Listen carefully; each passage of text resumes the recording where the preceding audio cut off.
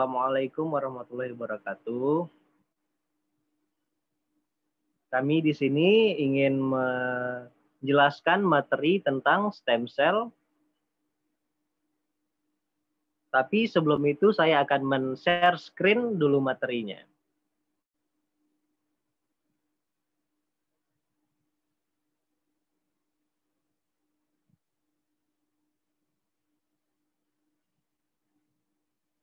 Kami dari program studi S1 Gizi semester pertama dalam tugas mata kuliah biologi dengan dosen pengampu Ibu Teti Noverita Kairani SSI MSI.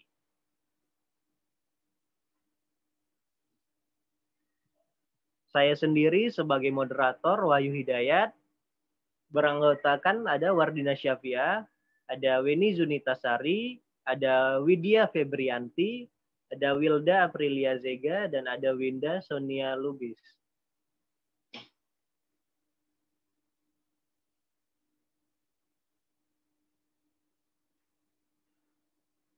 Ini ada beberapa materi yang akan kami sampaikan. Ada pengertian sel punca, ada karakteristik dari sel punca, ada jenis-jenis sel punca, kekurangan penggunaan dari sel punca, dan kelebihannya, ada potensi sel punca dalam aplikasi klinis. Langsung saja pengertian dari sel punca akan dibacakan oleh Wardina Syafia.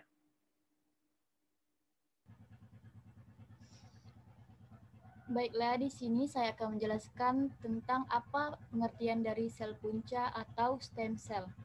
Sel punca berasal dari kata punca yang berarti awal mula. Sel punca merupakan sel yang menjadi awal mula dari pertumbuhan, selain yang menyusun keseluruhan tubuh organisme. Sel punca sudah ada sejak awal kehidupan saat embrio. Kemudian akan membentuk sekitar 200 jenis sel yang berbeda pada tubuh.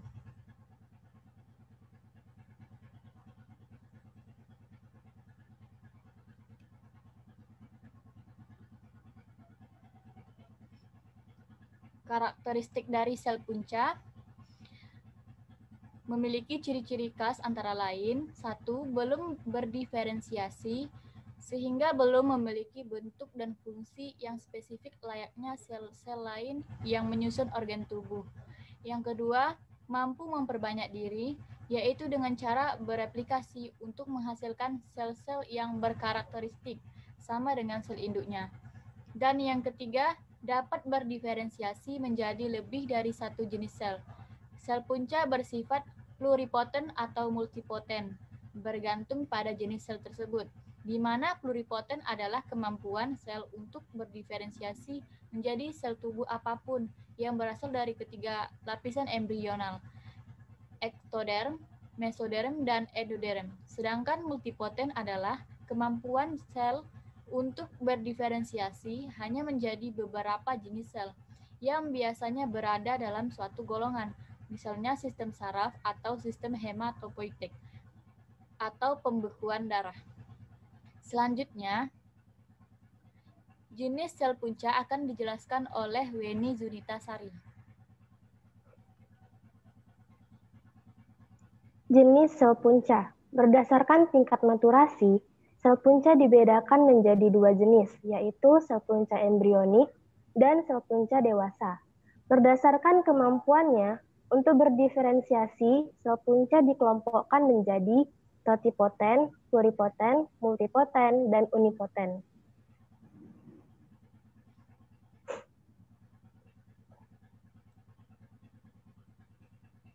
Sel punca embrionik. Sel punca embrionik adalah sel punca yang didapatkan saat perkembangan individu masih berada dalam tahap embrio. Sel punca ini terbentuk saat embrio berusia 3-5 hari, yaitu saat blastosis akan melakukan tahap implantasi di dinding rahim. Sel punca embrionik bersifat pluripoten. Dengan sifat tersebut, tidak ada satupun penyakit degeneratif yang tidak dapat diobati. Namun, sel punca embrionik juga memiliki daya proliferasi yang tinggi, sehingga terapi sel dengan menggunakan sel punca embrionik dapat beresiko tinggi menimbulkan tumor yang tidak diinginkan.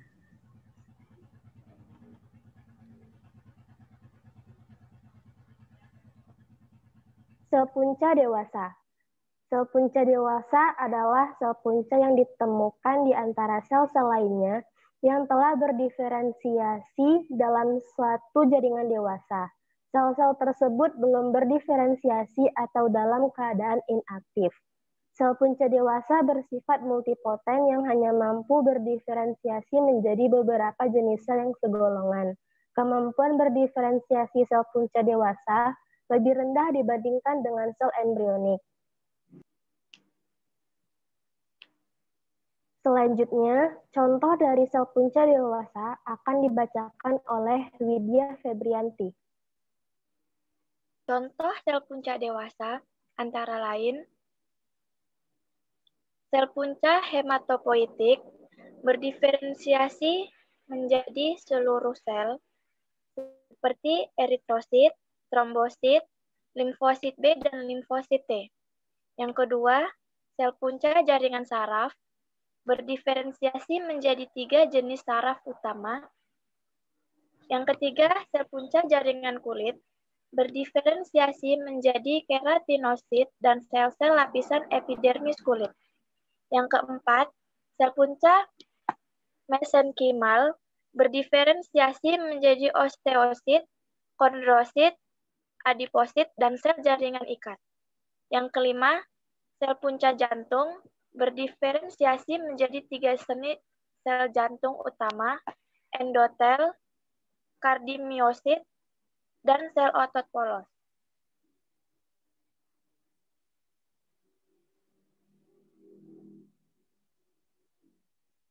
Laporan jurnal ilmiah akhir-akhir ini menyatakan bahwa terdapat bukti terjadinya transdiferensiasi pada sel-sel punca dewasa, seperti sel punca mesenkimal berdiferensiasi menjadi sel-sel saraf, sel punca hematopoietik menjadi sel-sel jantung, serta sel punca hati menjadi sel B pankreas yang menghasilkan insulin.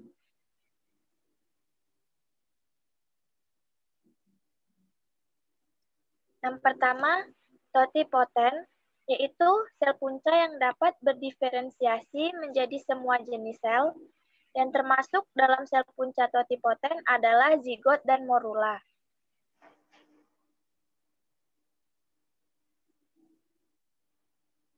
Yang kedua, pluripoten, yaitu sel punca yang dapat berdiferensiasi menjadi 3 lapisan germinal, embrionik, yaitu endoderm, mesoderm, dan ektoderm, tetapi tidak dapat menjadi jaringan ekstra embrionik.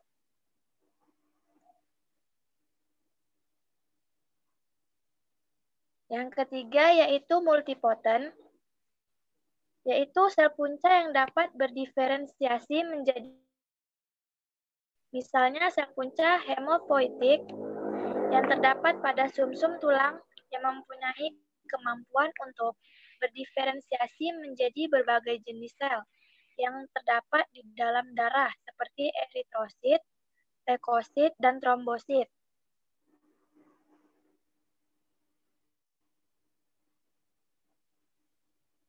Selanjutnya yaitu unipoten. Unipoten ialah sel punca yang hanya dapat berdiferensiasi menjadi satu jenis sel, berbeda dengan non-sel punca. Sel punca mempunyai sifat masih dapat memperbaharui atau meregenerasi diri. Contohnya, eritroid hanya mampu berdiferensiasi menjadi sel darah merah.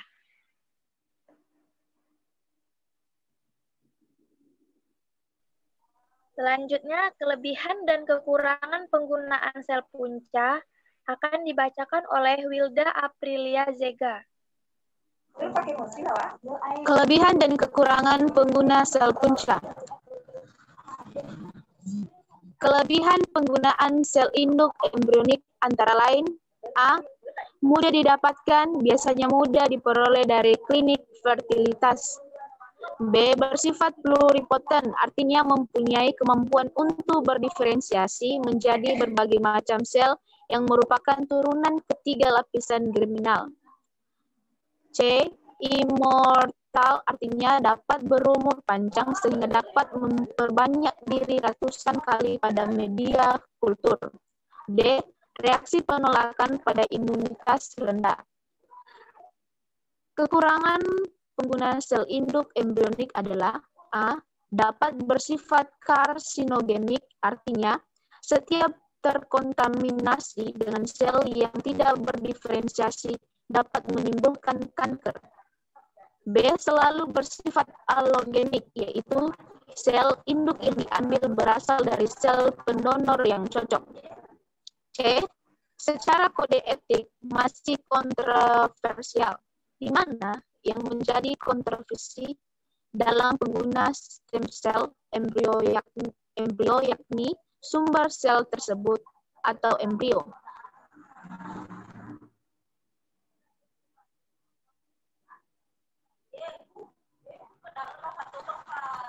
Kelebihan penggunaan sel induk dewasa adalah A. Dapat diperoleh dari sel pasien sendiri sehingga dapat menghindari terjadinya penolakan imun. B. Sel induk dewasa sudah terspesialisasi sehingga induksi menjadi lebih sederhana. C.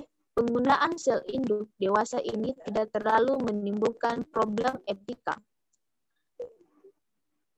Kekurangan dari penggunaan sel induk dewasa antara lain A. Sel induk dewasa ditemukan dalam jumlah kecil di 12 tempat yang berbeda dalam tubuh.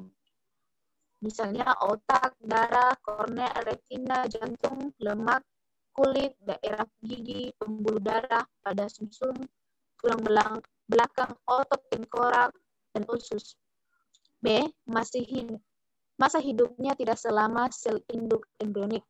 C. Bersifat multipoten, yaitu dapat berdiferensiasi menjadi lebih dari satu macam sel, sehingga diferensiasi tidak seluas sel induk embrionik yang bersifat pluripoten. Selanjutnya akan dijelaskan oleh teman kami, Winda Sonia Lubis.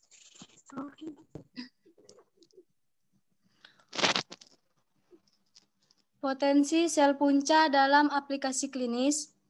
Sel punca dipercaya dapat menjadi solusi penyakit degeneratif, yaitu kerusakan sel-sel dalam jaringan atau organ. Kerusakan sel-sel tersebut bersifat irreversibel, sehingga obat-obatan yang tersedia pada saat ini hanya memperlambat atau mencegah terjadinya kerusakan jaringan atau organ yang lebih luas. Penyakit degeneratif antara lain stroke, Alzheimer, diabetes mellitus,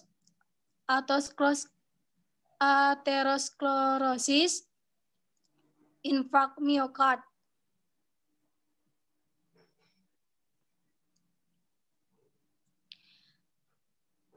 Teknik transplantasi sel punca digunakan untuk regenerasi sel pankreas, penghasil insulin pada penderita diabetes mellitus. Diabetes mellitus merupakan penyakit yang diderita oleh banyak orang di seluruh dunia yang disebabkan oleh defisiensi insulin sebagai akibat dari degenerasi jaringan pankreas atau kerusakan sel B pankreas. Tetapi injeksi insulin untuk pengobatan pasien IDDM hanyalah bersifat sementara dan simptomatik atau meringankan gejala penyakit. Oleh karena itu, perlu cara penyembuhan yang bersifat permanen.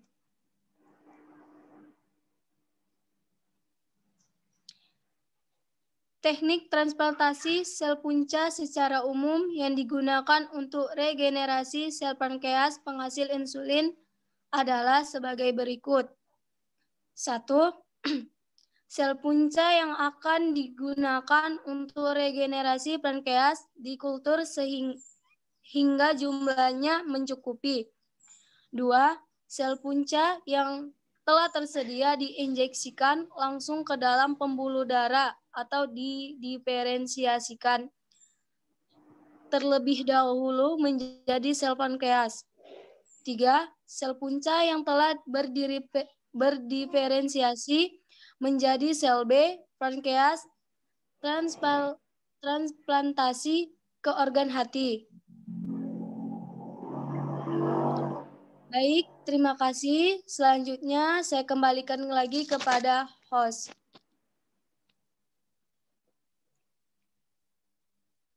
Itulah tadi penjelasan dari materi sel punca.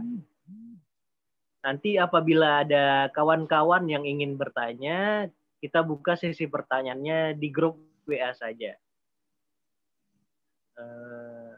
Mungkin ada salah-salah kata, kami semua mohon maaf karena kesempurnaan itu ialah hanya milik Allah, sedangkan kami hanyalah manusia biasa yang tidak luput dari dosa serta kesalahan.